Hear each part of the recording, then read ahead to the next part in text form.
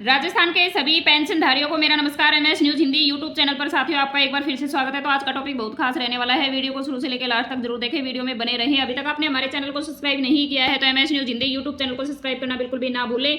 Rajasthan pension योजना 2025 यानी कि 2025 सितंबर माह है, 21 सितंबर से 3 कैटेगरी को मिलेगा पेंशन और किसकी पेंशन होगी बंद। तो वीडियो बहुत ही बेहद खास रहने वाला है। वीडियो को शुरू से लेकर लास्ट तक जरूर देखें, वीडियो में बने रहें। राजस्थान सरकार दिव्यांगजनों के लिए एक और कदम उठाने जा रही है।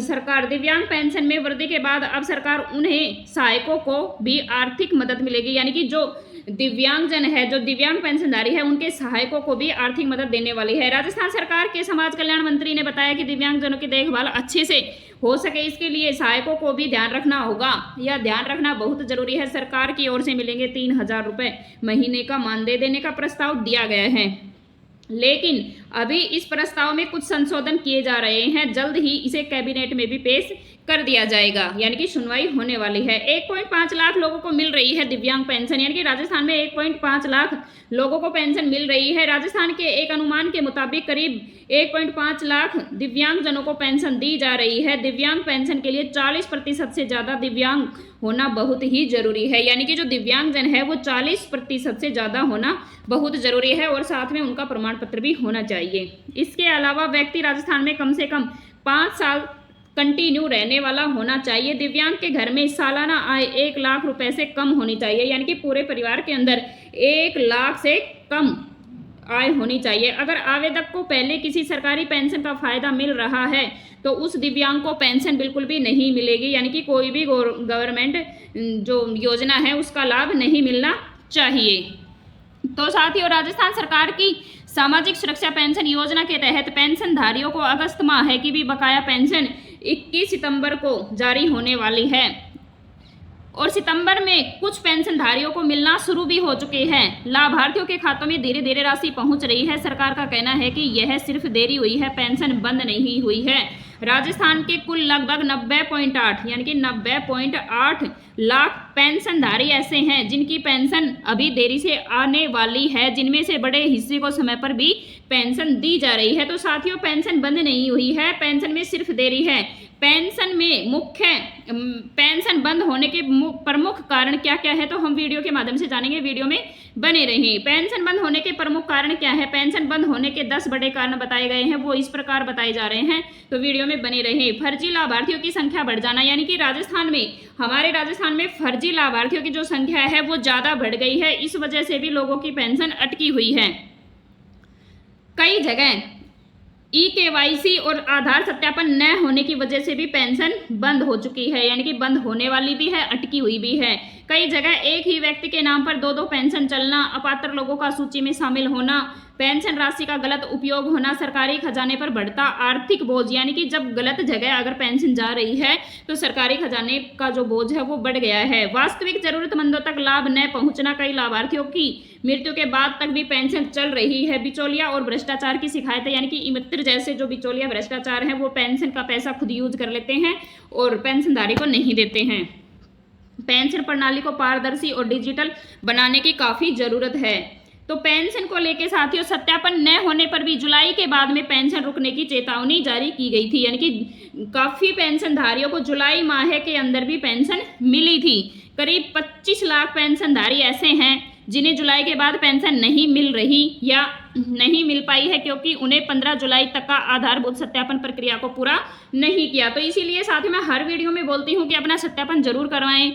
अंतिम तिथि थी जिसके सामाजिक न्याय व अधिकारिता विभाग ने पहले ही घोषित कर दिया था कि राज्य स्तर पर अब तक करीब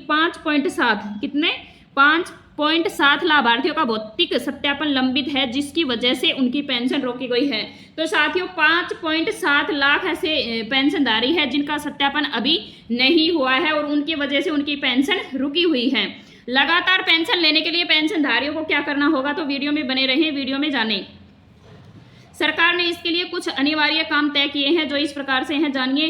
तो सभी पेंशनधारियों को KYC करवाना होगा, आधार कार्ड अपडेट बैंक खाते से लिंक करवाना होगा, यानी कि आधार कार्ड अपडेट भी होना चाहिए और बैंक खाते से भी लिंक होना चाहिए। पेंशनधारी को हर साल जीवन प्रमाण पत्र जमा करवाना होगा। बैंक खाते सक्रिय होना यानी कि एक्टिव होना बहुत ही जरूरी है।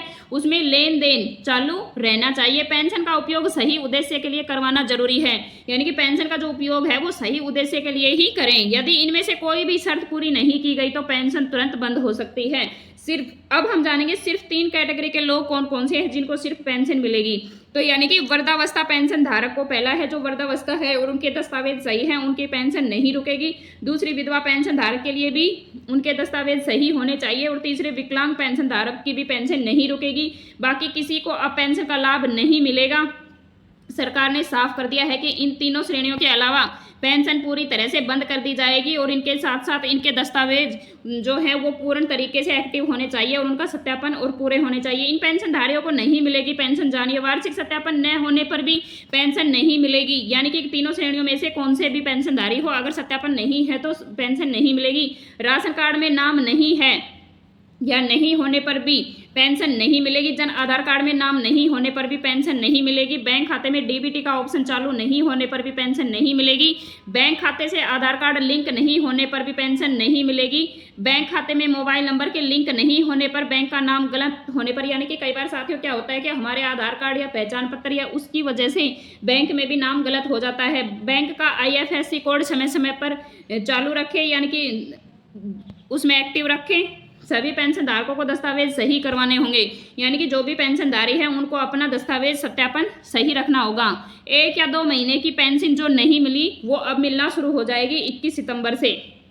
कई पेंशनधारियों को जुलाई और अगस्त की पेंशन एक साथ नहीं मिल पाई थी। अब जिन लोगों को 1 या 2 महीने की पेंशन रुकी हुई थी उन्हें भुगतान मिलना शुरू हो चुका है, यानी कि अगस्त के अंदर भी जुलाई और अगस्त दोनों की पेंशन एक साथ मिली थी, लेकिन वो सभी पेंशनधारियों को नहीं मिली थी, लगभग कुछ लोगों को ही मिल पाई थी। लेकिन अब 21 सितंबर से सभी पेंशनधारियों का सेटलमेंट यानी कि पेंशन जो मिलना है वो शुरू हो चुका है। तकनीकी या प्रशासनिक कारणों से रुकी हुई राशि का सेटलमेंट कर दिया जाएगा। आधिकारिक आंकड़ों के अनुसार 13.5 लाख पेंशनधारियों को डेटा या KYC त्रुटियों के कारण लाभ से वंचित रहना पड़ा, यानी कि राजस्थान में 13.5 लाख पेंशनधारी ऐसे हैं जिनका सत्यापन न होने की वजह से पेंशन रोकी गई है। लेकिन अब उसको 21 सितंबर से स्टार्ट होने वाली है। बिल बनने की तिथियों के अनुसार भी पेंशन वितरण कम हो गया है, यानी कि बिल की वजह से भी जो बिजली बिल सालाना जिन लोगों का ज़्यादा आता है उनका भी जो पेंशन है वो रुक गया है। पेंशन वितरण को 3 चरणों में बांटा गया है। जिनका बिल 1 से 7 सितंबर के बीच में बना था तो काफ़ी पेंशनधारियों को 1 से 7 के बीच में मिल चुकी है पेंशन, और अब 11 सितंबर से और 21 सितंबर तक बीच में मिलना शुरू हो चुकेगी। और तीसरे चरण में 21 सितंबर से स्टार्ट होने वाली है पेंशन, जो महीने के लास्ट तक पेंशन सब लोगों को बांटी जाएगी। लेकिन उसके लिए सत्यापन और डॉक्यूमेंट्स सभी पेंशनधारियों के रेडी और सही होने चाहिए, तभी ही पेंशन मिलेगी। तो साथियों अपना सत्यापन करवाएं, अपने डॉक्यूमेंट्स रेडी रखें और पेंशन